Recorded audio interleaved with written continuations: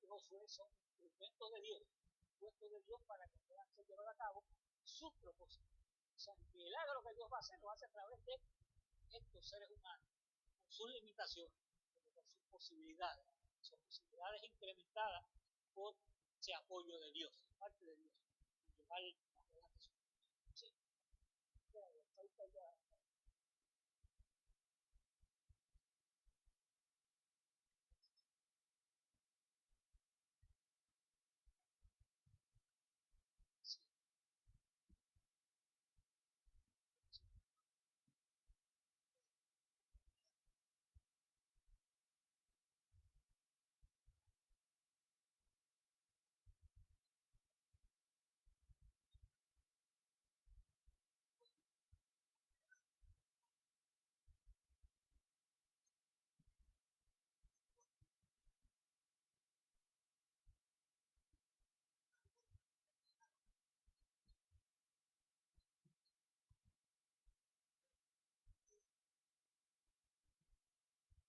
Como Moisés cachó los gusanos, yo no sé lo que.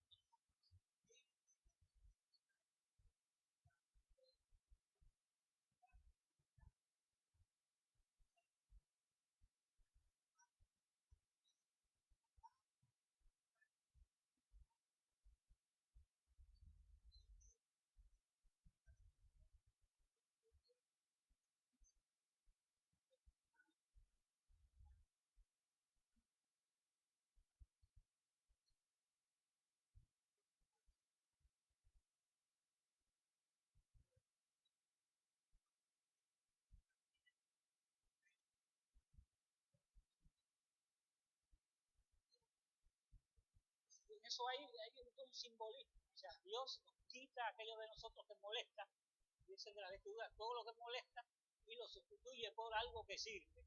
O sea, en ese sentido es que cuando uno está delante de Dios, cuando uno vea, no hay viveza, hay limitación, hay problemas, todo eso, Dios, quitarlo y poner lo que hace falta.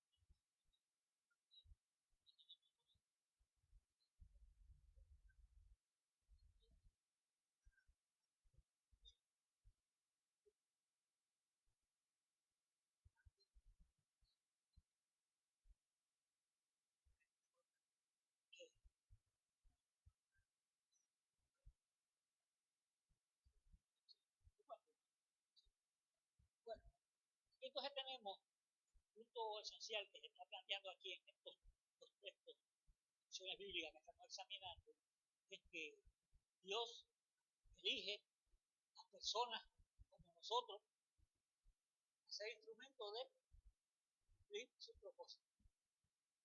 Dios elige, pero cuando nos elige, debemos estar conscientes de que nos va a capacitar, nos va a dar, va a quitar lo que molesta y va a añadir lo que hace falta para nosotros poder llevar adelante esa misión que Dios le está comisionando a uno. Así es que Dios actúa, así es que Dios interviene en nuestra historia a través de nosotros mismos, capacitando gente para llevar adelante sus propósitos. Y se van a enfrentar innumerables obstáculos, dificultades, que pueden ser sobrellevadas porque Dios está acompañando a uno, que Dios está apoyando a uno, que Dios le está guiando, está dirigiendo. Por ejemplo, cuando Martin Luther King se puso a llevar adelante el rito aquel de la lucha contra el crimen racial, era un pastor bautista, miles de dificultades con miles de alimentos, pero se dispuso a hacerlo. Dios le capacitó con el verbo, con la elocuencia, con la capacidad de comunicación para transmitir su mensaje y llevarlo adelante, a pesar de que le costó la vida, ¿no? Fue muerto, mártir de la fe en ese propósito, pero sirvió a los propósitos de Dios de llevar adelante el proceso. No lo quitaron completamente, pero por lo menos empezar a mover el camino para eliminar la segregación.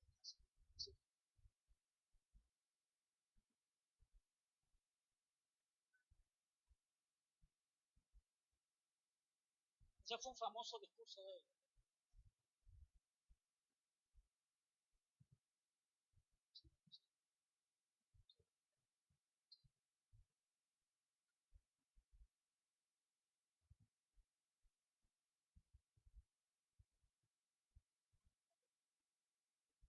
Bueno,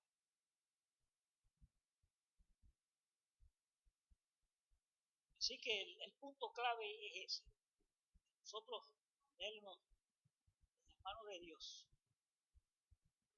Dios puede utilizarnos para bien, para lograr los propósitos de su reino. Aunque a mí no, perdió la vida, y adelante, el propósito de Dios, no lo sentía en su corazón. Así que Dios está viéndonos a nosotros en esa dirección continuamente y esperando que nosotros respondamos confiando en ese Dios. Dios, entendiendo nosotros que cuando Dios interviene de esta manera, todo lo que Él hace funciona para bien. O sea, a veces nosotros vemos la intervención de Dios, una de que nos está vigilando allí para ver si nosotros nos portamos bien, nos portamos mal, y si nos portamos mal nos castiga porque nos portamos mal. Y ese no es el Dios que nosotros hemos dado por Jesucristo. Tenemos un Dios amoroso, un Dios que su empeño es no castigarnos, sino que restaurarnos. O sea, no es que Él esté negando que hemos fallado, que hemos pecado, que hemos cometido barbaridad, sino que Él está dispuesto a perdonarnos para restaurarnos en la relación con Él. De eso es que se trata. Dios, el empeño de Dios es salvar a esta humanidad, redimirla, levantarla de su pecado, de su dificultad. Así que nosotros debemos confiar que por hondo que creamos que hemos caído, que hemos fallado, hay esperanza, porque hay un Dios que siempre está dispuesto a perdonar y entrar en un proceso de sanación, de restauración, de recuperación. Y de eso es que se trata, de eso es que se trata esta respuesta que Dios está pidiendo de nosotros. Ese es el tema, de hecho, de estas 4 lecciones que hemos desarrollado aquí. Primero hay que buscar establecer un camino de obediencia, de descubrir qué es lo que Dios quiere para mi vida, qué es lo que en mi vida ha estado desintonizado, para restablecer la sintonía, para restablecer la armonía con los propósitos de Dios. Eso es el arrepentimiento, el examen ese interior que hacemos, es decir, estoy en malos caminos, estoy en mala dirección, debo enmendar mis propósitos, mis caminos, mi dirección, debo ejercitar mi libertad de otra manera. Nosotros siempre tenemos libertad, pero no siempre lo usamos bien. Debemos mover esa libertad que Dios me da para cumplir los propósitos de Dios en mi vida y en el mundo. Entonces, Dios espera eso de nosotros, esa introspección, para entonces entrar en un proceso de obediencia. Una vez hay arrepentimiento, hay perdón, hay restauración, entonces entramos en el proceso de obediencia, donde estamos nosotros metidos, pero que siempre vamos a tener dificultades y obstáculos, y hay que confiar en Dios, en el Dios amoroso, que está tratando de sacarnos adelante. A pesar de los obstáculos, como te señalaba Saúl hace un rato, en el caso del sacerdote Josué, siempre hay una amenaza en nuestra vida tratando de desviarnos de nuestro propósito bueno, de enmienda, de hacerlo bueno. Entonces ese Dios está ahí, y podemos confiarle que nos sigue apoyando, nos sigue ayudando, nos sigue auxiliando en ese propósito nuestro de redención, de salvación. Y Dios está empeñado entonces en que nosotros vivamos vidas consagradas, que es el tercer tema, consagración. Y consagración lo que quiere decir otra cosa que es dedicación. O sea, que nosotros ya que hemos entrado por este camino debemos perseverar en Él. Y para perseverar en Él debemos de vivir vidas dedicadas a satisfacer que los propósitos de Dios se cumplan. O sea, la obediencia, haya se comprometido con la justicia, que haya comprometido con la paz, comprometido con el amor, con la solidaridad. O sea, debemos nosotros tratar siempre de buscar con empeño que se cumpla en nuestros medios. ¿Sí?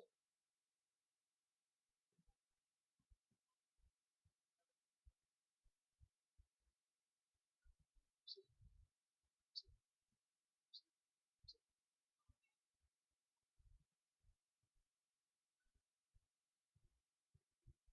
Y es un examen. O sea, recuerda ahí, porque David era un pecador establecido. Escribía muy bonito. Pero eso, un texto sencillo, que quiere decir que nosotros debemos pasar por esa introspección activamente. Y el propósito es cuál? Es escoger, establecer las prioridades correctas. De esto se trata. O sea, no pensemos en cosas enormes, grandes. Dios me está llamando a mí a ser el Salvador de Puerto Rico. Dios me está llamando aquí a ser un siervo que cumple obediente a los propósitos de Dios y llevar adelante el mensaje de amor, de paz, de justicia, de tolerancia, todo eso. Y que nuestra vida sean libros abiertos, que le manifiesten al mundo eso. Y que en ese propósito, vivir una vida, dar testimonio de esa manera, consagrada al propósito del reino, nosotros podamos llevar adelante el mensaje para que otros también puedan. A veces no es solamente el esfuerzo que nosotros hacemos, sino cómo nosotros podemos ayudar a otros a salir adelante, llevándole el consejo a tiempo, para que puedan superar sus problemas. Y así nosotros nos podemos convertir entonces en agentes de transformación para otros. Eso es lo que Dios espera de nosotros.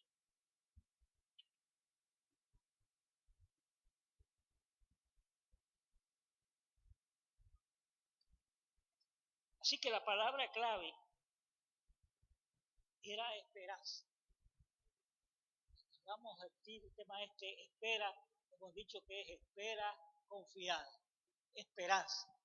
Nosotros debemos ser promotores de la esperanza siempre. No sé por qué hablamos con tanto desaliento continuamente. Que vivimos angustiados, desesperados continuamente. No quiere decir que las cosas no van a ir bien siempre. Vamos a tener montones de problemas, pero esos problemas tenemos que ponerlos delante de nosotros, esperando superarlos, con la ayuda de Dios y con la ayuda de los otros. Si un ejemplo grande tenemos de estas posibilidades, hace unos domingos atrás se estuvo aquí discutiendo, el reverendo Juan Figueroa estuvo presentando el tema del avivamiento. Que ustedes tuvieron esa mención. Y en el avivamiento fueron un periodo de gran desesperanza. La década de los años 30 del siglo pasado, Puerto Rico había pasado por dos tormentas terribles, San Ciriaco, San Cipriano. San Ciriaco en 1128, San Cipriano en 1932. Estaba encima del país la Gran Depresión, mandó a toda la economía mundial. Decían que en Nueva York había que mirar para arriba porque la gente se tiraba de los techos para suicidarse. La cosa estaba tan desesperada, tan difícil. La gente perdiendo fortuna de un día para otro. Es una situación terrible. O sea, lo que está pasando ahora es nada, comparado con el tiempo. Y esa situación llevó también entonces a que la ayuda que venía de Estados Unidos en apoyo a la iglesia se redujera, se limitara. Y ya los pastores no tenían salario, tenían un salario demasiado bajo, no tenían esa ayuda. Le dieron autoridad para que se fueran a trabajar, a ganar dinero. O sea, que podían dejar sus pastorados. Solamente uno lo hizo, lo dejó. O sea, todos los demás siguieron. Y en ese proceso se inició en la calle de Comerío, en la iglesia de la calle de Comerío, un clamor. Donde llamaron a la gente a ir a orar todos los días al mediodía y comenzaron a orar pidiéndole a Dios auxilio o solución. Y ese clamor fueron uniéndose otras iglesias, todas las iglesias, eso que se llamó el Gran Avivamiento. Y hubo manifestaciones de milagros que ocurrieron, de muchos prodigios, pero sobre todo el principal prodigio fue cómo la gente descubrió esa solidaridad humana de ayudarse unos a otros, de auxiliarse unos a otros, de poder atender los problemas, de poder compartir y sobrellevar de esa manera, porque uno era en apoyo de los otros. Eso fue lo que sucedió. Eso fue lo que sucedió. Respuesta a aquel clamor como uno de los grandes beneficios, la respuesta que Dios otorgó a aquella gente, que les dio esperanza, animó la esperanza. Pero hubo otros respuestas que a veces no son tan aparatosas, tan notorias, tan reconocidas, pero que son tan más importantes que aquello. En ese periodo comenzó un proceso de restauración económica iniciada por el presidente Roosevelt en Estados Unidos, que se llamó el Nuevo Trato. Y en Puerto Rico comenzó un programa de recuperación económica que se llamó el Plan Chardón, parado en aquel que había iniciado Roosevelt también. Y en ese proceso se establecieron grandes proyectos de carreteras, de telefonía, de acueductos, de reparticiones de tierra, donde se otorgaban parcelas a la gente. Usted no ha oído hablar de la PRA, aquí tenemos 2 PRA. ¿Qué eran las PRA? ¿Qué son las PRA? ¿Quién sabe? Yo vivo en alguna de ellas. ¿Ah? Sí, pero ¿qué eran? ¿Qué hicieron? Luego, hubiesen el nombre, yo no lo puedo citar así, pero ¿qué era? Sí. Fueron proyectos de repartirle parcelas de tierra a la gente para restablecer allí, porque muchas de las fincas de esa gente habían quedado devastadas por los huracanes. Una finca de café, un arbolito de café toma 4 años en desarrollarse para producir, y si tú lo pierdes, si logras restituirlo, resembrarlo, tienes que esperar 4 años para hacer. Y así estaba todo devastado. Todos estos proyectos eran de recuperación económica, de recuperación de la salud, etcétera, etcétera. Aquí se establecieron entonces una serie de programas también de parcelas bajo el Chardón. Aquí surgieron entonces proyectos como Hoyo Frío, Capitán, más de las PRA que se establecieron antes. ¿Qué otra se estableció? Ahí en Capitán hay otro nombre que a mí se me escapa siempre. ¿Cuál es? Villa Olga.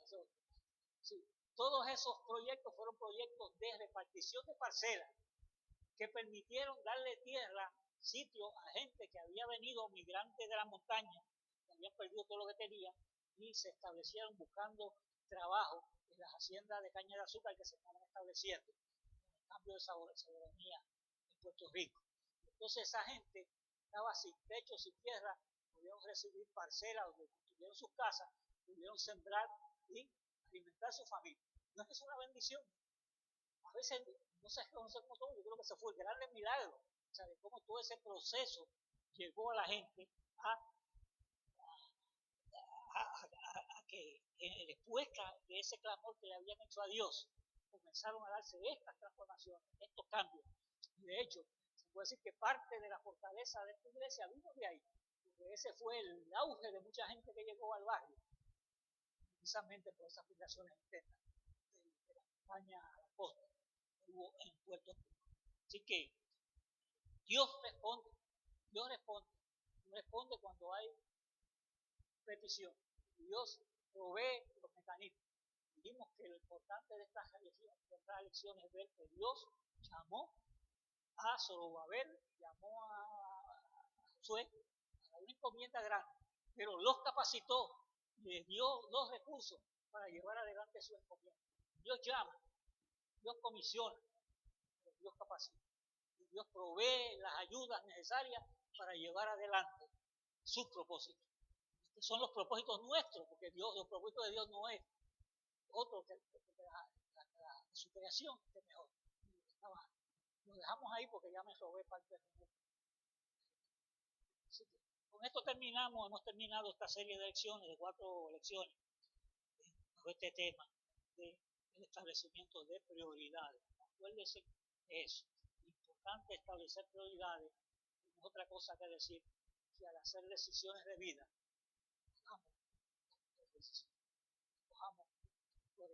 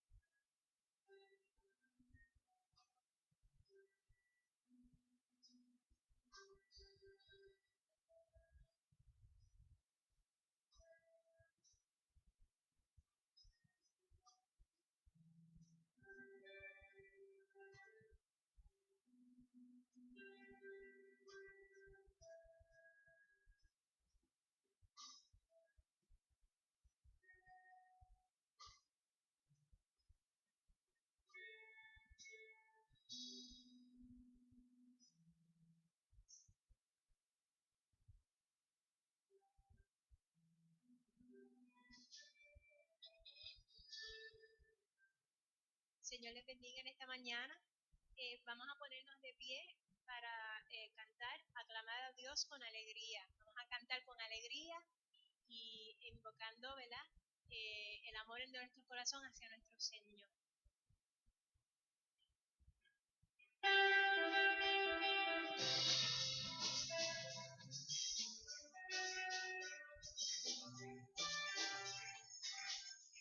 Aclamar a Dios con alegría toda la tierra, canta la gloria de su nombre.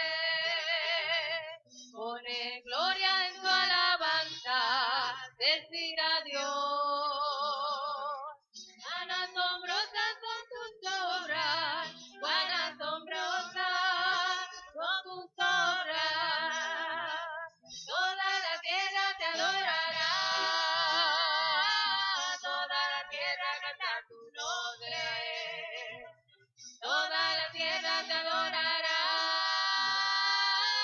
toda la tierra canta tu nombre. Alabad a Dios con alegría toda la tierra, canta la gloria de tu nombre. Trae gloria en tu alabanza, decid a Dios. Cuán asombrosas son tus obras, cuán asombrosas son tus obras. Toda la tierra te adorará, toda la tierra canta tu nombre. Toda la tierra te adorará, toda la tierra canta tu nombre. Permanecemos en pie porque en este momento tendremos el saludo fraternal donde estrecharemos la mano y el abrazo al hermano que está a nuestro lado y a los que nos visitan mientras entonamos el cántico Mirad cuán bueno y cuán delicioso.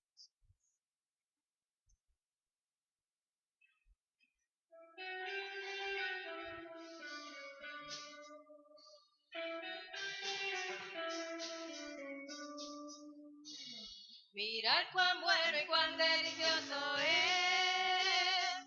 Mirad cuán bueno y cuán delicioso es. Habitar los hermanos juntos en armonía. Porque allí envía Jehová bendición y vida eterna. Porque allí envía Jehová bendición. Mirad cuán bueno y cuán delicioso es. Mirad cuán bueno y cuán delicioso es. Habitar los hermanos juntos en armonía. Porque allí envía Jehová bendición y vida eterna. Porque allí envía Jehová bendición. Mirad cuán bueno y cuán delicioso es. Mirad cuán bueno y cuán delicioso es. Habitar los hermanos juntos en armonía, porque allí envía Jehová bendición y vida eterna, porque allí envía Jehová bendición. Mirad cuán bueno y cuán delicioso es. Mirad cuán bueno y cuán delicioso es. Habitar los hermanos juntos en armonía, porque allí envía Jehová bendición y vida eterna, porque allí envía Jehová bendición. Mirad cuán bueno y cuán delicioso es. Mirad cuán bueno y cuán delicioso es. Habitar los hermanos juntos en armonía, porque allí envía Jehová bendición y vida eterna, porque allí envía Jehová bendición.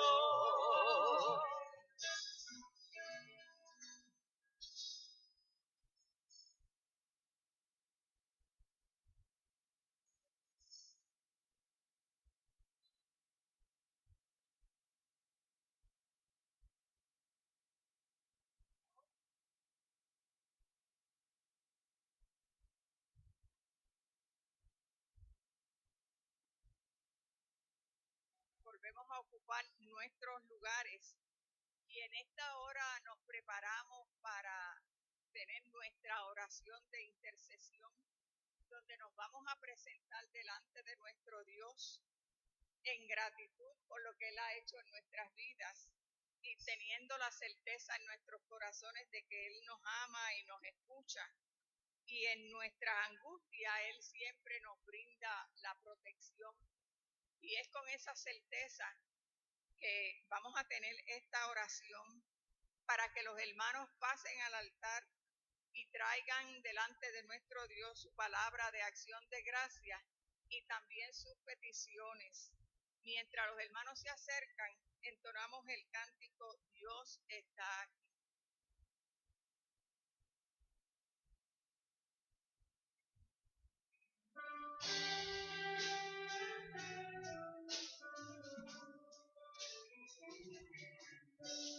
Dios está aquí, tan cierto como el aire que respiro, tan cierto como la mañana se levanta,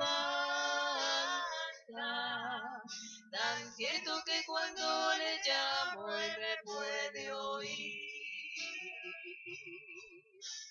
Dios está aquí,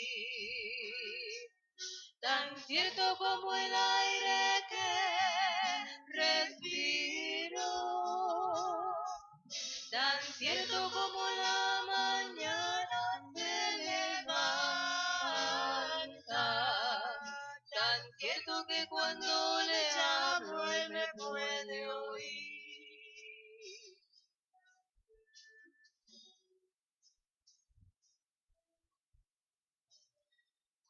Señor, venimos ante tu presencia y te damos gracias, oh Dios, por todas las cosas que tú nos das a diario. Te damos gracias por todas las bendiciones que tú nos brindas a cada momento, Dios. Y en estos momentos, oh Dios, te pedimos que tú intercedas por cada uno de nosotros. Te pedimos perdón por aquellos errores y pecados que hemos cometido, pero sobre todo venimos sabiendo, Dios, de que tú estás presto para perdonar todas nuestras faltas. Tú eres nuestro gran pastor y venimos ante ti porque solo en ti está esa certeza, oh Dios, de que tú nos pastorearás, oh Dios. Mira a todos los enfermos de la congregación, todos los enfermos de la comunidad. La situación, Señor, de pueblo, de este pueblo que te adora y que te alaba, Señor. Tú conoces cada una de las situaciones, tú conoces cada hermano y cada hermana que está pasando por sus situaciones muy particulares. Te pedimos, Señor, que tú nos ayudes en cada una de ellas y que tenemos la certeza, oh Dios, de como aquel paralítico, Señor, tú lo levantaste, así tú vas a levantar a cada uno de los hermanos y a cada una de las personas, oh Dios, que tiene sus situaciones tanto de enfermedad como de situación económica, oh Dios. Todas estas cosas te las pedimos y te las ponemos en tus manos, sabiendo, Dios, de que tú nos llevarás y nos fortalecerás y nos llevarás, Señor, en cada una de nuestras situaciones. En el nombre de Jesús te lo pedimos todo. Amén.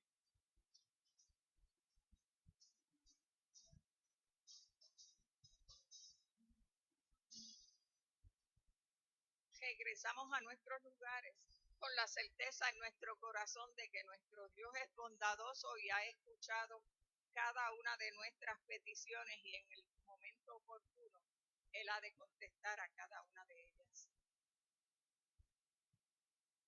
En este momento nos preparamos para tener la proclamación del mensaje en esta mañana. Dejamos a nuestro pastor, el reverendo Benjamín Santana.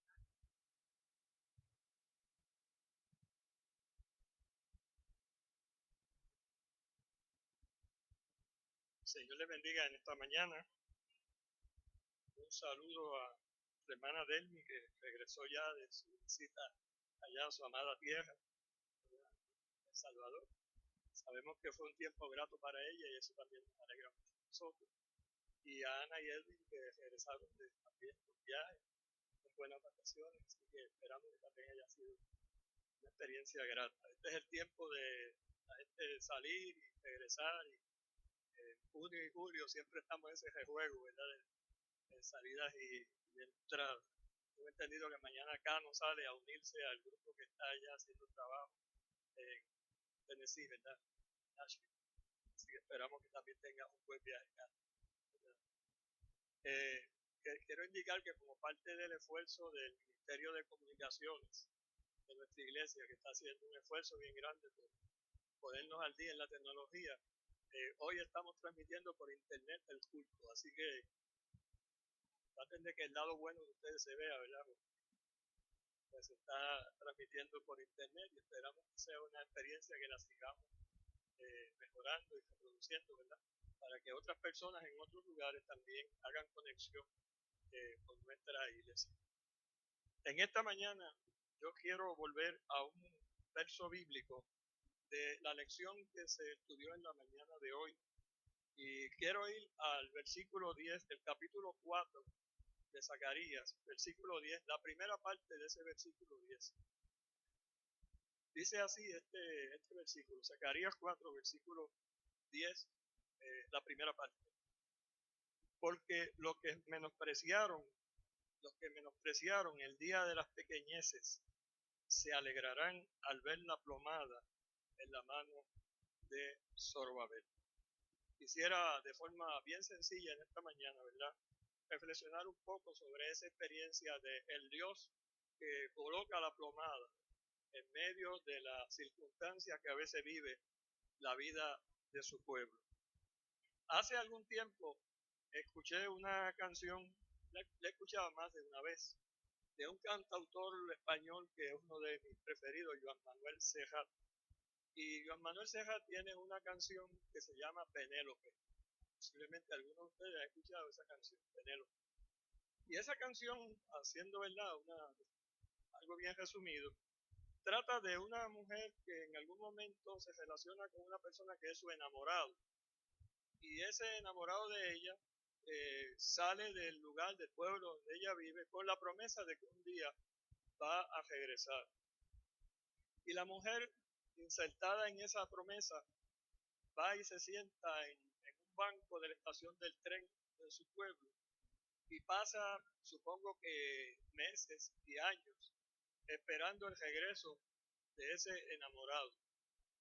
Y es una circunstancia bien interesante porque cuando pasado mucho tiempo, posiblemente muchos años, ese enamorado regresa, bueno, ya con el pelo blanco, ¿verdad?, con sus facciones cambiadas. Y llega donde la mujer y la ve y sabe que es ella y le dice, aquí estoy yo, ¿verdad?, aquí estoy yo, tu amado, tu enamorado. Y ella le dice, usted no es aquel a quien yo espero. Usted no es aquel a quien yo espero. Porque evidentemente la mujer esperaba al joven que había salido en algún momento, ¿verdad? Y en esa circunstancia de ella que se quedó frisada en el tiempo, ¿verdad?, y que se quedó amarrada a ese pasado, ella esperaba que llegara el joven que alguna vez se había despedido de ella. Lo que llegó fue un hombre ya envejecido, con el pelo blanco, ¿verdad? Entonces ella le dice que usted no es la persona a quien yo espero. Parece que el desgaste de muchos años de espera y la decepción se convirtieron en una especie de prisión, ¿verdad? Y convirtieron a aquella mujer en una prisionera del pasado. Una persona que se quedó amarrada a un presente, pero que más que presente era un pasado. Era una referencia a lo que ya había vivido en algún momento de su vida. Y ella esperaba que el porvenir le trajera lo que en el pasado ella había perdido. Una cosa que es imposible, pero que no es extraña, no es extraña, y no nos extraña pensar que mucha gente también piensa de esa manera. El pensar que lo que va a aparecer en nuestro porvenir es una repetición de lo que ya vivimos en algún otro momento.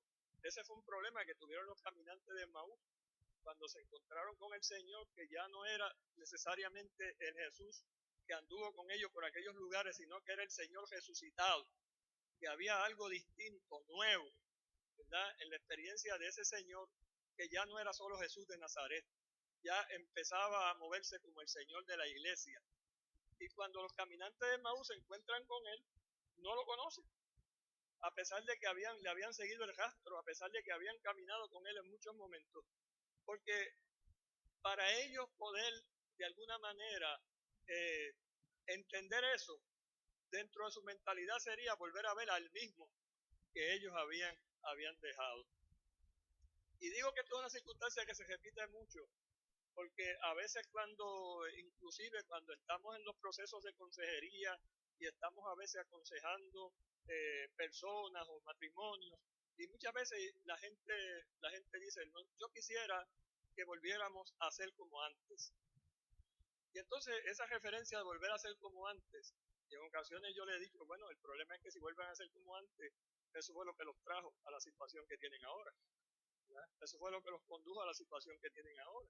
Así que no es cuestión de ser como antes, es cuestión de entrar en una nueva dimensión de vida, en una nueva esperanza, en una nueva espera, donde inclusive uno no puede anticipar cuáles son las sorpresas y los asombros que Dios tiene para la vida de uno. Y en medio de esa experiencia de esta mujer, de Penélope, esta persona de la canción, el pueblo de Israel, en la historia de ese pueblo hubo muchas experiencias parecidas a las de esta mujer. Experiencias donde el pueblo esperaba que la respuesta de Dios fuera lo mismo, que la respuesta de Dios fuera volver a recuperar unos elementos del pasado y que eso se convirtieran en el porvenir de aquel pueblo. No es que el pasado no tenga cosas que sean importantes, pero no se puede vivir con referencia al pasado todo el tiempo. Así que cuando nosotros vamos al texto bíblico y lo que quiero plantear en esta mañana es cómo eso nos invita a nosotros, como pueblo de Dios también, a ver dónde Dios está colocando la plomada, dónde Dios está trazando la plomada. Y la primera pregunta que uno se hace es desde qué situación aquel pueblo esperaba que se materializara el cambio al porvenir de vida de ellos. ¿Desde qué situación ellos estaban esperando ese cambio? Y el profeta lo describe de una forma bien poética y de una forma muy precisa. Ellos estaban en el día de las pequeñeces. En el día de las pequeñeces. Y cuando uno empieza a tratar de descifrar qué es lo que el profeta está hablando sobre ese elemento del día de las pequeñeces, pues nos parece que el profeta está describiendo un tiempo que es un tiempo de desaliento y de frustración. Era un tiempo donde había un elemento de frustración, de desaliento, de incapacidad, de impotencia en la vida del pueblo, donde el pueblo estaba amarrado a las pequeñeces y no veía el macro, no veía el escenario grande que Dios podía proveerle y que Dios le podía ofrecer. Ese tiempo, ese día de las pequeñeces, que es también una prisión emocional, que es también una prisión intelectual, que es una prisión espiritual, que oprime la voluntad de cambio que hay en la vida de uno. Cuando uno está, ¿verdad? Cuando uno como individuo o como pueblo está anclado en ese día de las pequeñeces, la voluntad de uno está amarrada, la voluntad de uno está secuestrada, la voluntad de uno está prisionera, porque uno se está moviendo en lo mismo, porque uno está mirando solamente la propia sombra de uno, ¿verdad? Y como yo he dicho en otras ocasiones, si uno camina mirando la propia sombra de uno, va a estar tropezando todo el tiempo del camino, porque está mirando mucho hacia abajo, mirando la sombra y no está mirando lo que el camino nos está ofreciendo como porvenir.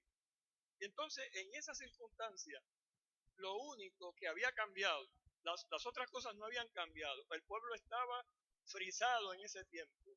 El pueblo estaba dándole vuelta, como dice la gente por ahí, dándole vuelta a la noria, dándole vuelta a lo mismo. Y en medio de esa circunstancia, lo único que no había cambiado era la presencia permanente de Dios en medio de la vida de su pueblo. Una presencia que a veces es visible, una presencia que a veces se manifiesta de una manera bastante explícita y una presencia que a veces, si uno no abre bien los ojos y si el Espíritu no permite que uno tenga una mirada más allá, esa presencia puede pasar casi desapercibida. Y eso no quiere decir que Dios no está. Lo que significa es que se ha perdido, se ha opacado el lente, se ha perdido la capacidad de ver esa presencia de Dios en medio de la vida del pueblo. Y en medio de esas circunstancias, mis hermanos, hay una cosa muy hermosa en el texto bíblico, especialmente del Antiguo Testamento, y es que en medio de las situaciones más terribles, que en medio de las situaciones más críticas que aquel pueblo vivía, Dios nunca volteaba la cara y seguía caminando por otro lado, sino que en medio de las circunstancias más terribles que aquel pueblo podía vivir, en medio inclusive de los errores más grasos que aquel pueblo podía cometer, En medio inclusive de los pecados más terribles que aquel pueblo podía cometer, Dios no volteaba la cara. Dios siempre se mantenía fijo mirando por dónde iba a abrir una brecha y por dónde iba a abrir un camino para que el pueblo saliera adelante, ¿verdad? A veces el pueblo estaba metido como en un bosque bien tupido y no veían por dónde había una brecha, por un camino, pero Dios sabía por dónde iba a abrir esa brecha. Y eso es una palabra de esperanza para nosotros, porque nos habla a nosotros que a veces estamos metidos en ese bosque tupido y que a veces no vemos por dónde está la brecha. Dios está ya trabajando para ir abriendo esa brecha en favor de nosotros. Y Dios lo usa, Dios lo hace usando al profeta. Dios tiene los medios, Dios tiene las maneras en que Él va mediando su palabra, mediando su voz. A veces Dios tiene que utilizar esos recursos humanos, ¿verdad? Que son los profetas, para que ese discurso de Dios sea un discurso que se pueda entender, para que ese discurso de Dios sea más inmediato, sea más cercano a nuestro oído. Y Dios utiliza al profeta para presentar lo que era una propuesta de Dios, pero también era una promesa de Dios y también era un desafío. A veces en el menú del mensaje de Dios viene mezclado todo eso, ¿verdad? La propuesta, la promesa, el desafío, todo viene ahí mezclado. Y Dios le habla al pueblo a través del profeta diciendo esta palabra que mencioné al principio de la predicación. Porque los que menospreciaron el día de las pequeñeces se alegrarán al ver la plomada en la mano de Zorobabel. En otras palabras, Dios le está diciendo que el porvenir será un cambio radical. El porvenir no va a ser más de lo mismo. Como yo sé que muchos de los que estamos aquí no hemos pasado mucho por la experiencia de la carpintería. Eso de la plomada puede sonar medio extraño, ¿verdad? Así que hay que explicarlo de manera sencilla. Yo recuerdo a mi abuelo que era carpintero, supongo que Samuel y la familia, ¿verdad?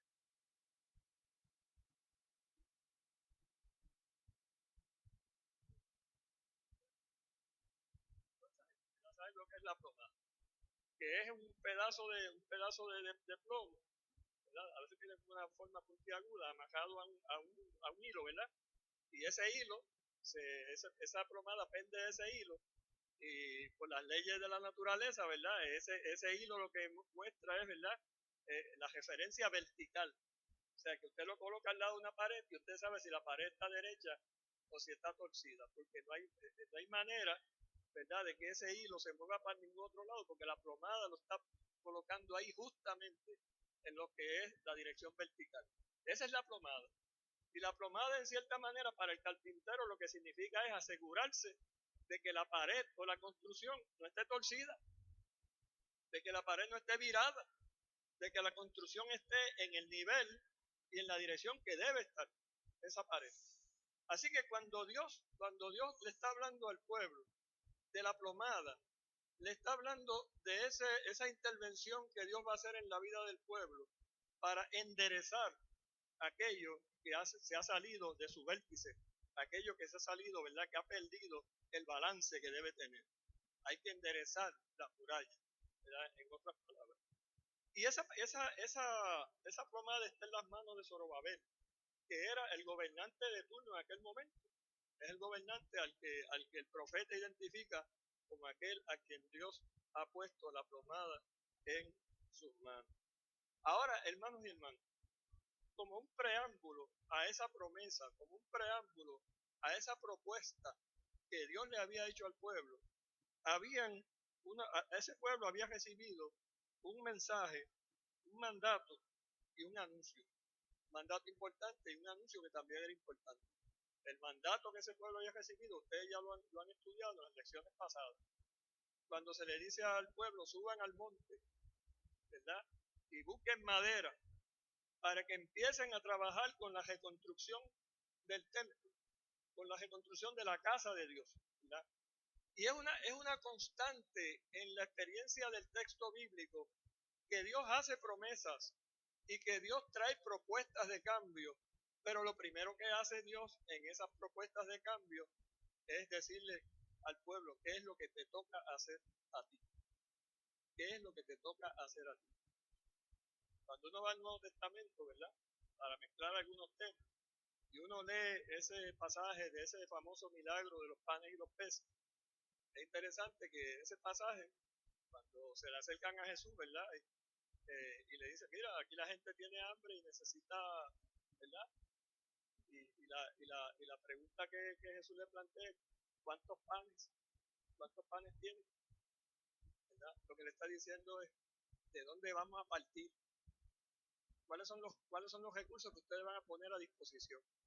Y desde ese recurso que ustedes van a poner a disposición, entonces yo me voy a encargar de reproducir ese recurso, de multiplicar ese recurso. Pero eso no va a salir de la nada. Eso no va a salir de la nada. Y yo creo que eso es importante, mis hermanos, en este universo evangélico que nos ha tocado vivir en el día de hoy. Y digo esto con mucho respeto, donde a veces en algunos contextos de iglesia, la línea entre lo mágico y lo espiritual no está tan definida. Hay que tener cuidado con esa mentalidad mágica de que todo sale de la nada. Porque en la experiencia de las intervenciones de Dios, Dios siempre pide que se haga algo. Dios siempre pide que se dé algún paso. Y para hacer esta intervención poderosa en la vida del pueblo, lo primero que le dice es, aquí van a pasar cosas grandes. Y aquí se va a volver a colocar esto en perspectiva, pero ustedes tienen que subir al monte y tienen que buscar la madera para empezar a construir la casa de Dios. Que no es otra cosa que volver a colocar a Dios en el lugar que Dios tiene que estar colocado en la vida del pueblo y en la vida personal de cada uno de nosotros. Mire, hermanos y hermanas, no hay, hablando desde nuestra fe cristiana, no hay ninguna posibilidad de cambio en nuestra sociedad, en nuestro pueblo y en las vidas personales de nosotros si primero no se construye la casa de Dios en el ámbito personal nuestro y en el ámbito colectivo. Si no se construye eso, que no es otra cosa que Dios vuelva a estar presente en la vida del pueblo, no tenemos rumbo, no va para ningún lado. La segunda cosa es un anuncio que se le hace al pueblo, amajado con ese desafío. Y el anuncio que se le hace al pueblo es que se le dice, la gloria venidera va a ser mucho más grande que la gloria pasada. La gloria venidera va a ser mucho más grande que la gloria pasada. Si ustedes hacen lo que yo les pido, si ustedes hacen el esfuerzo que yo les estoy pidiendo, y si ustedes se colocan en sintonía con el Dios que se está moviendo en medio de esta circunstancia que parece que no tiene salida, en medio de esta circunstancia que parece que no tiene futuro, si ustedes se colocan en sintonía con ese Dios, la gloria que ustedes vieron en el pasado se va a quedar pequeña con la gloria que ustedes van a ver en el porvenir. Por eso, mis hermanos, es que como dicen por ahí, ¿verdad? No podemos vivir de las glorias pasadas. ¿Verdad? Las glorias pasadas fueron glorias del pasado, ¿verdad? Y qué bueno que las hubo. Y qué bueno que nos sirvieron de norte, y nos sirvieron de acicate, y nos sirvieron de fundamento para muchas cosas en nuestra vida, pero son glorias pasadas. ¿Verdad? Dios nos invita a nosotros a remontarnos sobre las glorias pasadas para empezar a caminar en la dirección de las glorias que Dios tiene reservadas todavía para nosotros. El hermano Samuel Torres, yo estuve al final de la lección, hacía una referencia bien importante de un momento en la vida de nuestro pueblo en que hubo una recuperación en términos sociales, en términos económicos, en que hubo una estructuración de la vida del pueblo que fue importantísima en ese momento. Pero cuando uno viene al día de hoy, uno se pregunta qué ha pasado. Uno se pregunta qué ha pasado, porque da la impresión de que después de todo eso que ha sido tan especial en la vida del pueblo y que le trajo tanta calidad de vida a mucha gente, ahora hemos vuelto al día de las pequeñeces. De cierta manera, como sociedad, ¿verdad? Como pueblo, de muchas formas hemos vuelto al día de las pequeñeces. Y yo quiero decirlo, ¿verdad? Con el respeto de siempre, pero yo sigo pensando que la iglesia tiene que ponerle nombre y apellido a muchas de las circunstancias que ocurren a nuestro alrededor. La iglesia, desde la fundamentación bíblica, desde las razones que nos da el texto bíblico, nosotros tenemos que leer y definir lo que está pasando a nuestro alrededor y llamarlo por su nombre y llamarlo por su apellido. Por eso nos preguntamos a qué nos convoca el texto bíblico hoy. Mire, mis hermanos, en cierta manera, nosotros nos parecemos a esa Penélope de la canción, esperando que regrese lo que hemos perdido en lo personal y en lo colectivo. ¿Ya? Y a veces todavía nos sorprendemos a veces, diciendo, esto no es como antes. Yo me acuerdo antes, ¿verdad? Yo me acuerdo cuando se podía vivir con las ventanas abiertas. Yo me acuerdo cuando la gente en Navidades, ¿verdad? Repartía y de aquel lechón todo el mundo comía, ¿verdad? Para decir algunas cosas folclóricas. ¿Ya? Yo me acuerdo de magnífico, yo no estoy diciendo esto, ¿verdad? En tono de burla, Dios me libre. Pero esa referencia que nos mantiene diciendo cualquier tiempo pasado fue mejor. Y a veces yo creo, hermano, que tenemos que tener cuidado porque en cierta manera estamos diciendo a Dios que Dios no tiene la capacidad de ir más allá de lo que llegamos ya. O sea, que Dios no puede llevarnos más allá de lo que hemos llegado, como si Dios estuviera imposibilitado de poder trascender todo eso y hacer cosas mucho mejores de las que hemos conocido. O es que Dios tiene las manos amajadas, o es que a Dios se le acabó ya lo que tenía. Eso no es el Dios al que nosotros le servimos. Así que una pregunta que nosotros tenemos que plantearnos, ¿cómo nosotros esperamos que se manifieste el porvenir? Es una pregunta que tenemos que hacernos hoy. ¿Cómo nosotros esperamos que se manifieste el porvenir?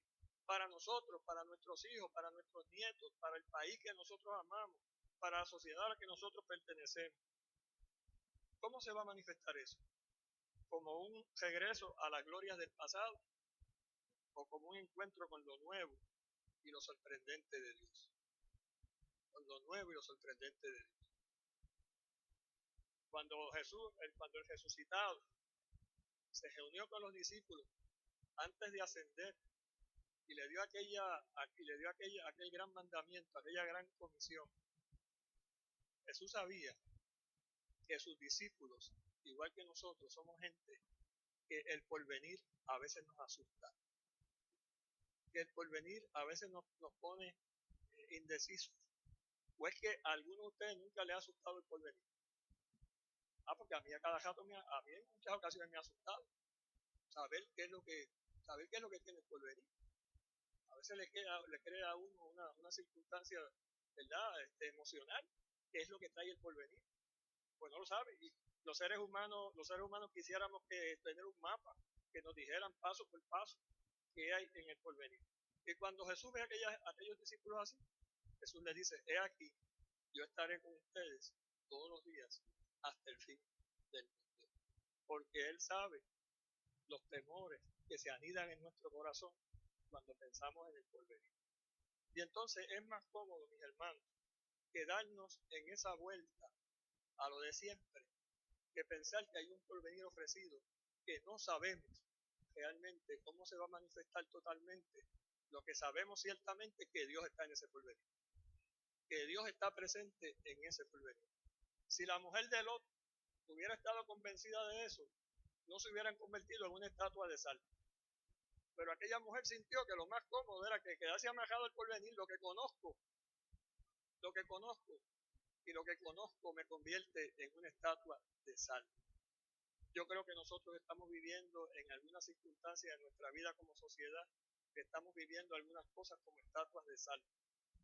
Nos hemos quedado ahí, mirando el pasado, mirando las glorias del pasado, sin pensar, sin atrevernos a pensar que Dios nos está diciendo, camina hacia adelante,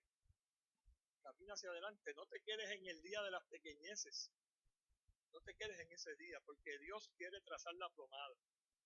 Y cuando Dios traza la plomada, el día de las pequeñeces se tiene que quedar de lado.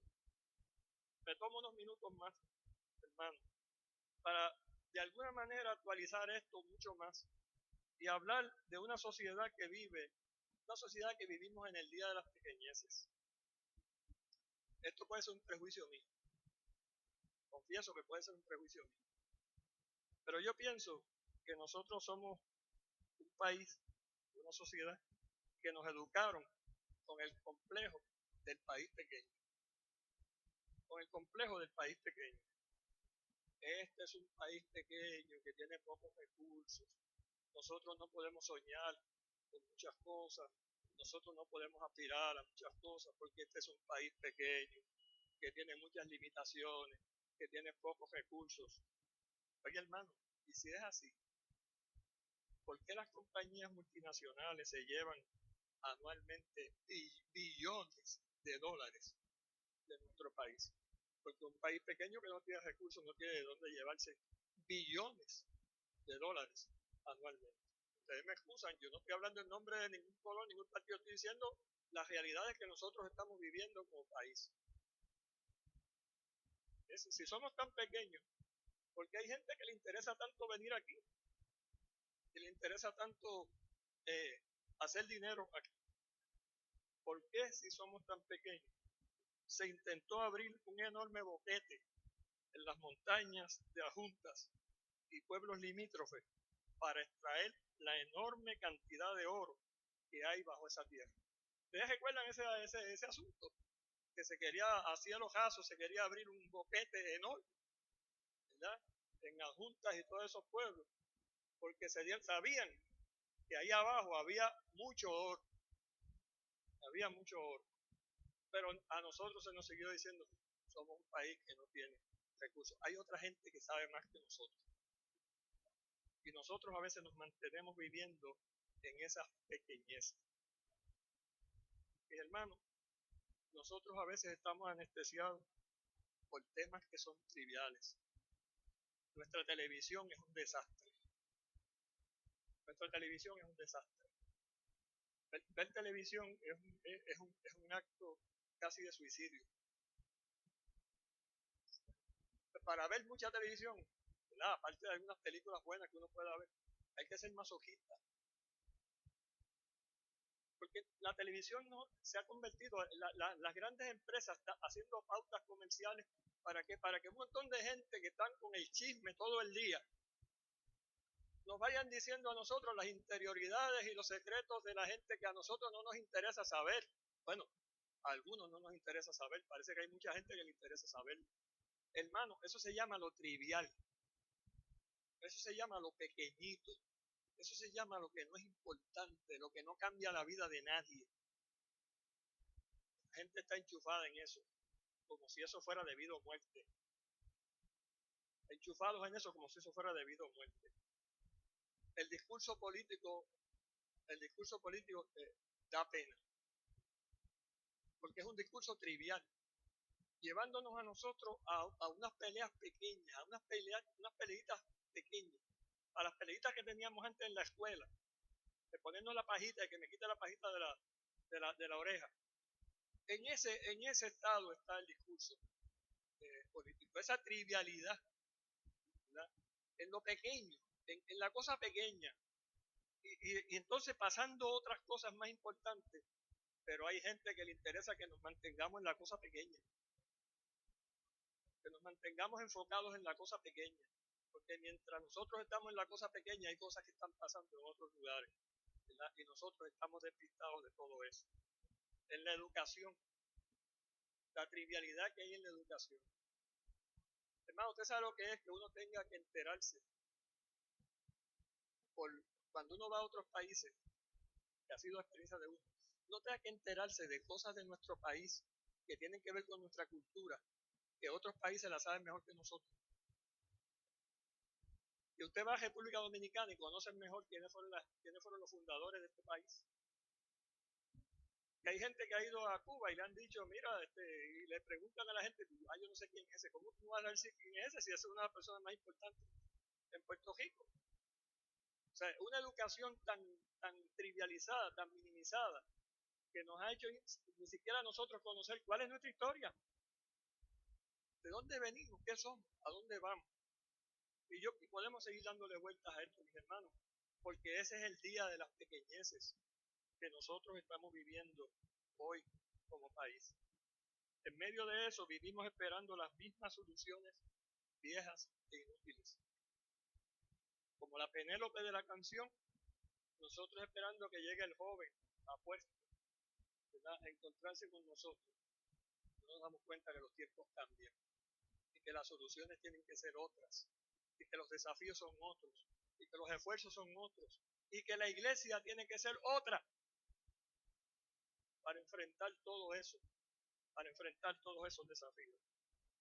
Y hermano, frente a esa pérdida de sentido, a esa pérdida de propósito, Dios toca a nuestras puertas para indicarnos que Él va a colocar la plomada. Y esa es la parte que yo quiero destacar aquí.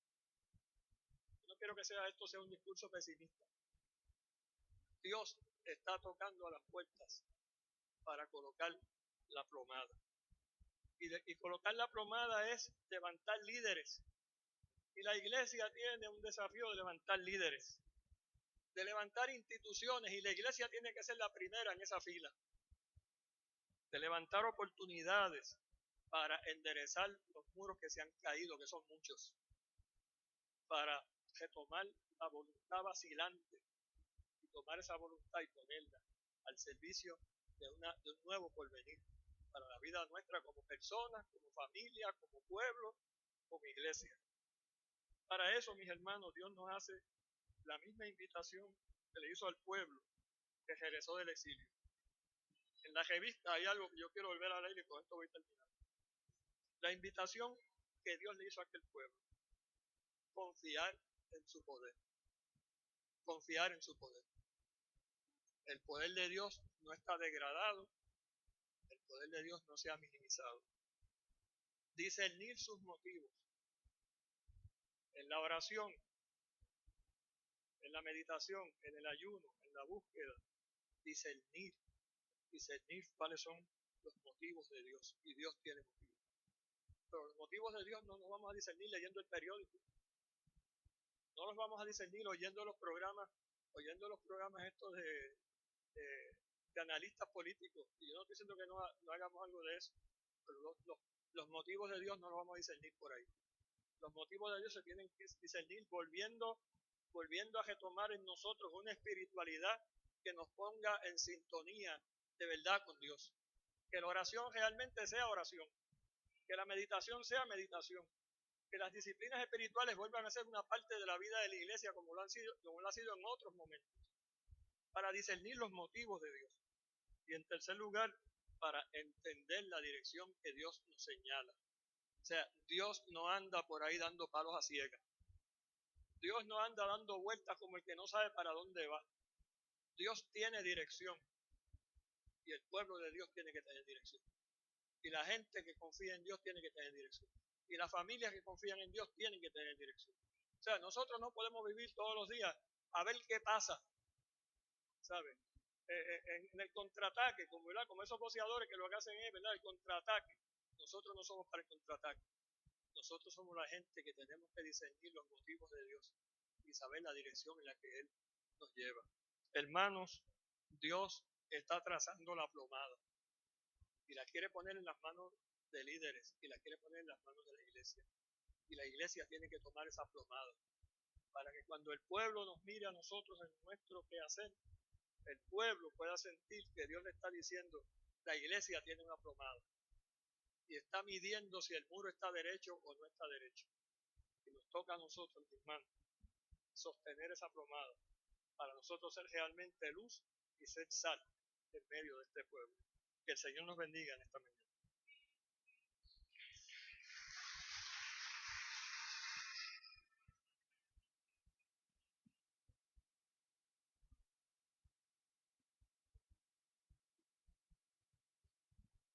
Hermanos, damos gracias a Dios por su palabra en esta mañana y nos preparamos para el ofertorio.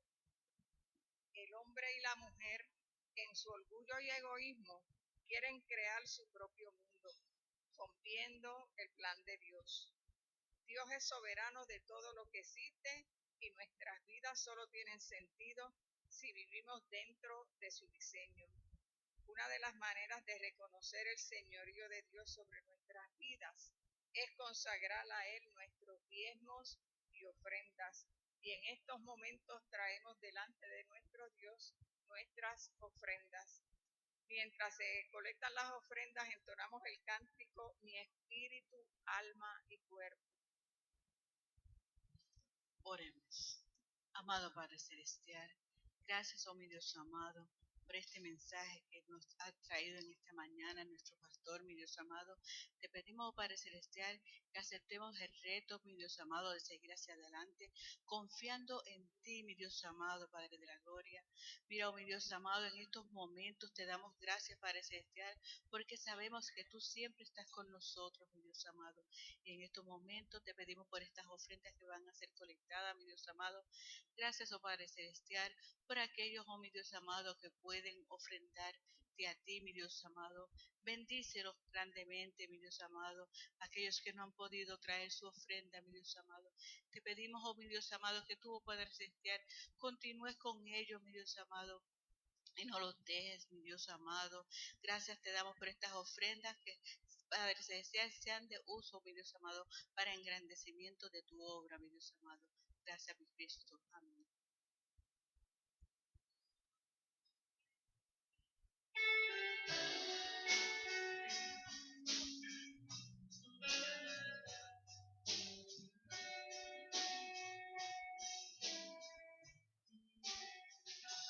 Mi espíritu, alma y cuerpo, mi ser, mi vida entera, cual viva santa ofrenda, entrego a ti, mi Dios.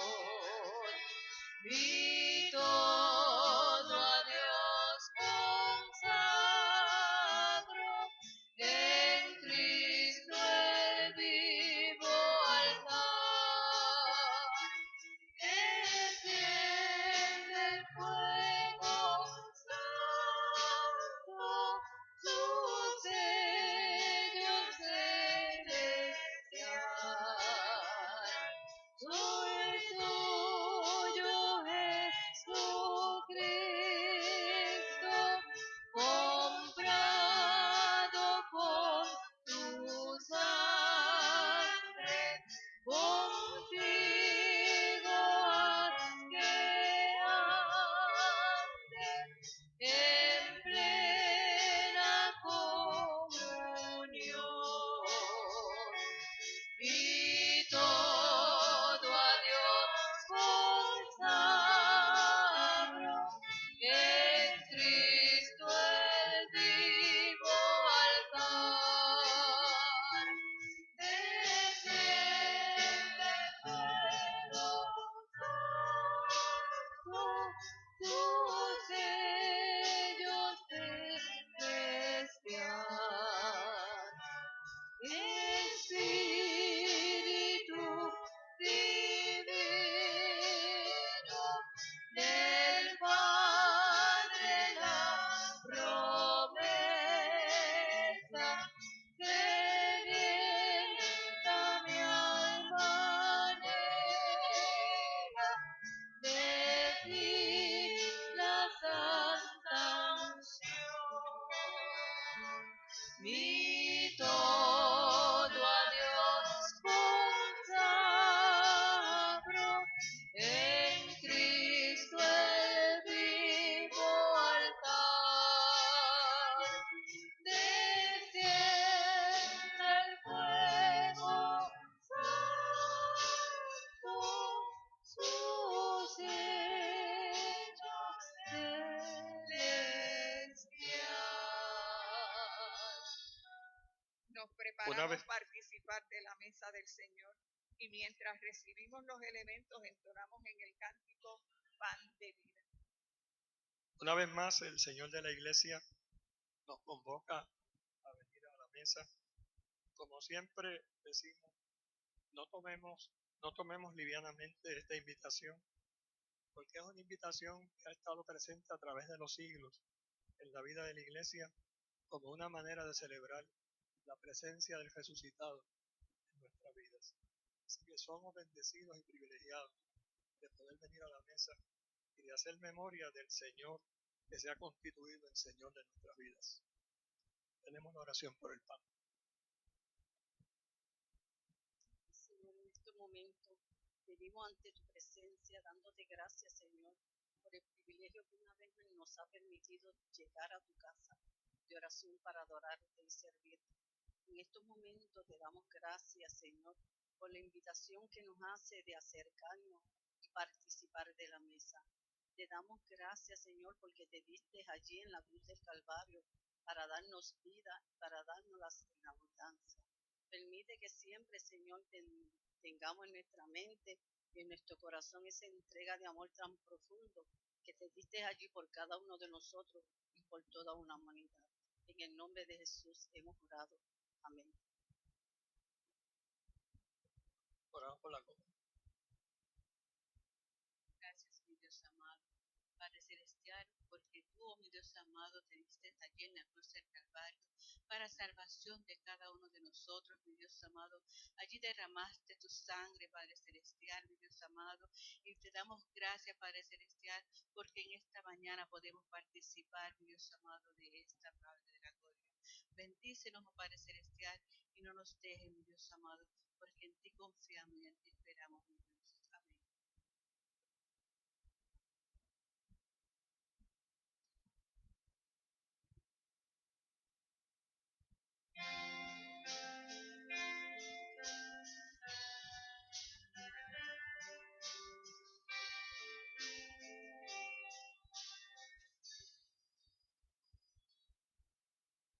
Cuando flaquea mi fe y siento desfallecer, cuando no puedo seguir y faltan fuerzas en mí, puedo a la mesa venir y puedo el pan compartir. Es Jesús el pan de vida, el maná de mi desierto, mi energía, mi sustento es Jesús, el pan de vida, mi necesidad primera, y sin ti yo nada fuera, porque Jesús es pan de vida eterna. Cuando flaquea mi fe y siento desfallecer, cuando no puedo seguir y faltan fuerzas en mí, puedo a la mesa venir y puedo el pan compartir. Es Jesús el pan de vida, el maná de mi desierto, mi energía, mi sustento es Jesús, el pan de vida, mi necesidad primera, y sin ti yo nada fuera, porque Jesús es pan de vida eterna.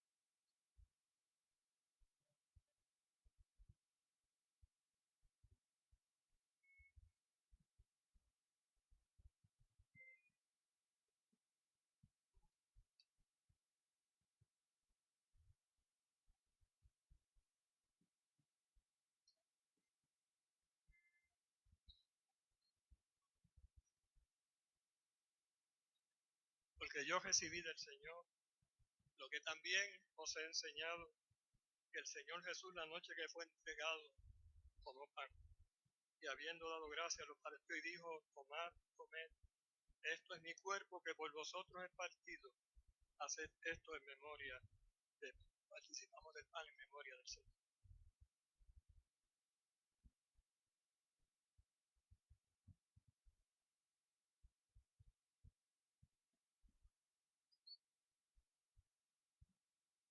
Asimismo tomó también la copa después de haber cenado, diciendo: esta copa es el nuevo pacto en mi sangre. Haced esto todas las veces que la bebiereis en memoria de mí. Participamos de la copa en memoria del Señor.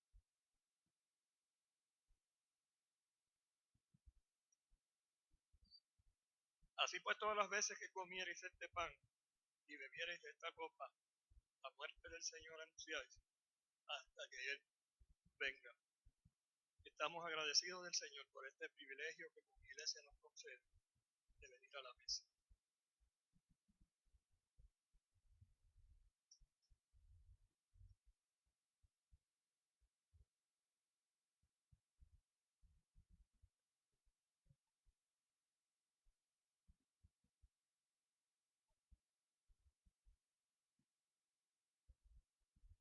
Luego de haber participado de la mesa del Señor, en estos momentos tenemos la oportunidad de escuchar los anuncios y presentación del Señor.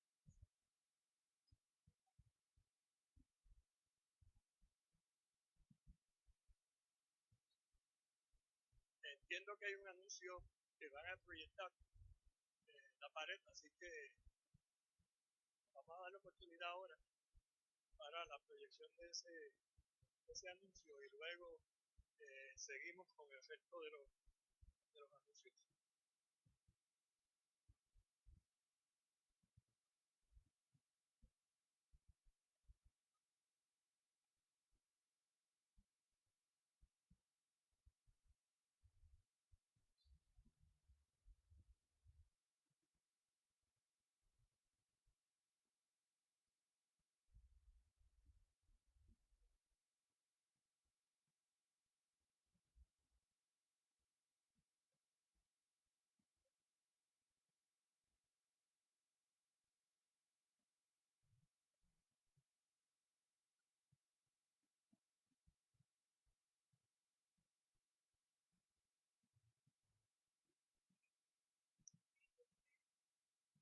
Vamos a ir ganando tiempo de lo que la tecnología nos permite verlo. La reunión del proyecto Inspirarte se pospone para el miércoles 2 de julio. La persona que pertenece al proyecto Inspirarte, y Ketty nos pide oración por Marco Fabián y Juan Marcos Matías, que son los nietos de Ketty, que van a ser operados de amígdalas el próximo jueves en Ponce. Así que les presento la oración. Ahora sí, que Dios les bendiga, hermanos. Estamos bien contentos de anunciarles que tenemos nuestro pasadía familiar de este año el sábado 16 de agosto desde las 9 de la mañana aquí. Este año lo vamos a hacer en un lugar distinto, lo vamos a hacer en el área recreativa Media Luna. Está en Comerío, pero la iglesia va a tener transportación disponible para todos los hermanos que deseen compartir. Desde las 9 nos reunimos aquí para salir para allá. Estas son las facilidades del área recreativa Media Luna y queremos compartirlas con ustedes para que vean que es un lugar muy bonito. Esta es la glorieta que tenemos reservada para nuestra actividad, las áreas verdes para disfrutar, tenemos piscina para refrescarnos un poquito y vamos a tener salvavidas para aquellos que tienen temor, vamos a tener salvavidas disponibles en el área de la piscina también. Y espacio abierto de áreas verdes para que podamos jugar y compartir. Vamos a estar rememorando nuestros juegos del ayer, para que nuestros niños de hoy, que no han conocido los juegos que algunos de nosotros jugábamos cuando niños, podamos refrescarles y enseñarles esos juegos que nosotros compartíamos. Así que les esperamos, vayan separando la fecha, el 16 de agosto, es un sábado 16 de agosto, desde las 9 de la mañana, aquí, todos para el área recreativa Media Luna, les esperamos.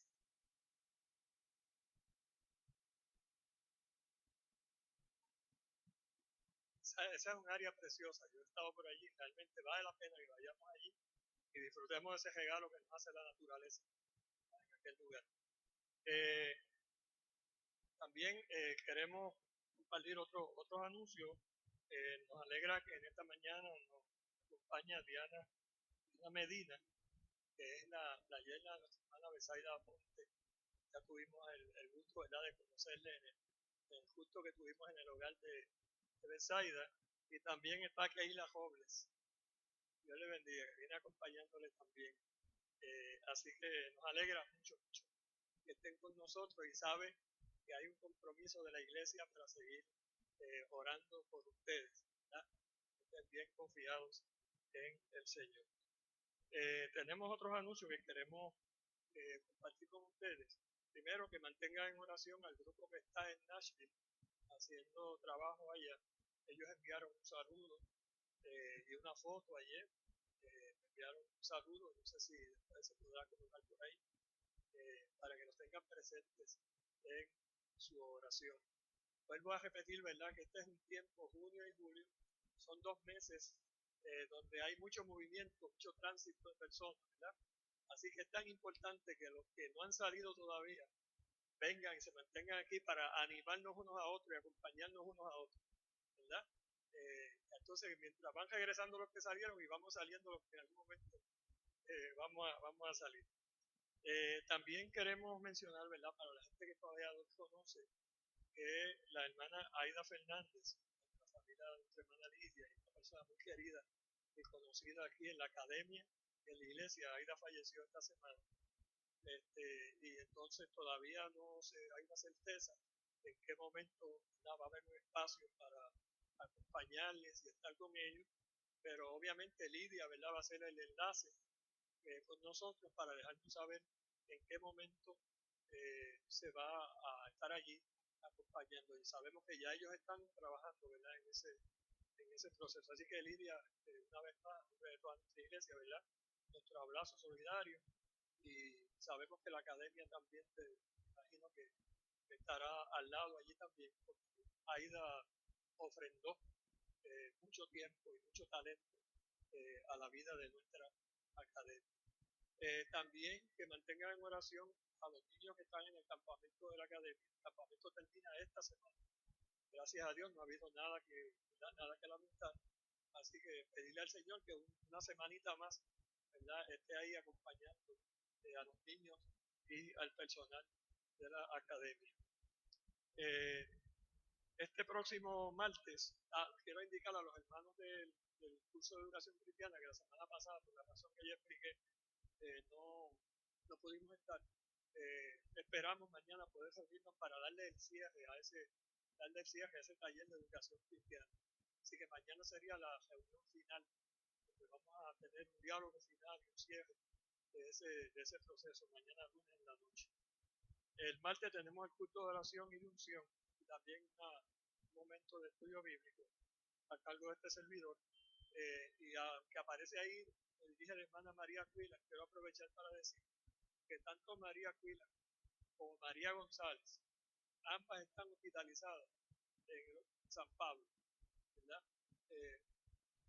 La dieron de alta ayer, nosotros tuvimos el viernes con ella, y pues qué bueno, nos da mucha alegría, porque la impresión que había era que iba a estar un tiempito más. Así que ya María entonces ella está en el proceso de empezar un proceso de diálisis, ya que más adelante se va a definir. Así que tengan bien presente a María González.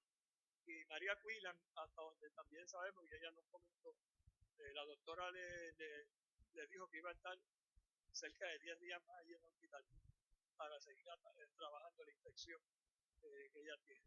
Así que tengan bien presente a María Cuilan también en su oración. El miércoles, reunión del Ministerio de Ancianos y Diaconados, y quisiéramos que esa convocatoria del miércoles, todos los ancianos y todos los diáconos pudieran responder. Yo voy a estar reunido junto con la presidenta del ministerio, voy a estar reunido con ustedes, y me parece que es bien importante que todos estén para lo que vamos a discutir y a considerar en esa reunión.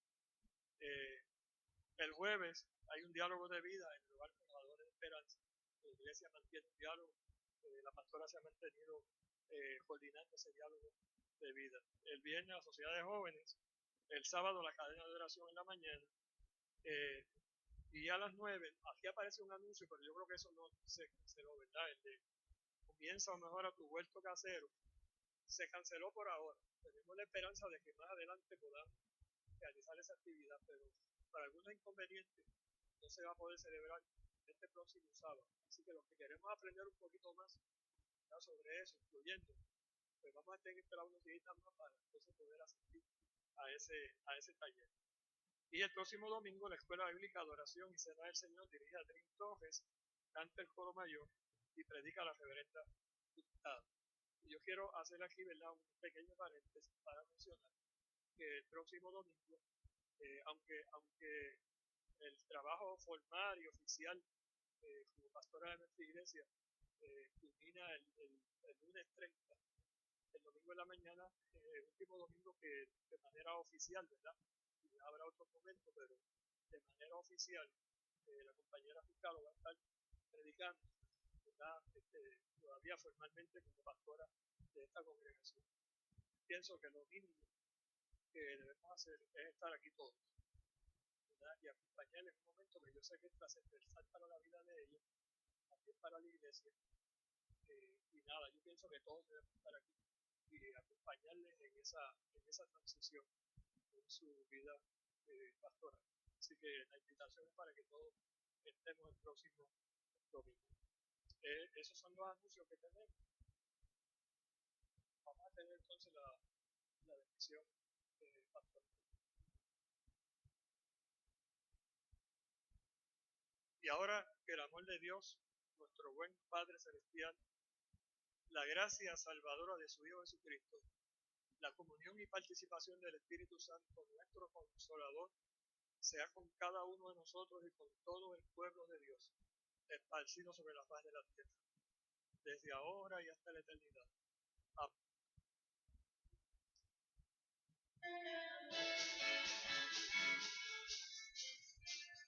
La paz esté con nosotros, la paz esté con nosotros, la paz esté con nosotros, que con nosotros siempre, siempre esté la paz. La paz esté con nosotros, la paz esté con nosotros, la paz esté con nosotros, que con nosotros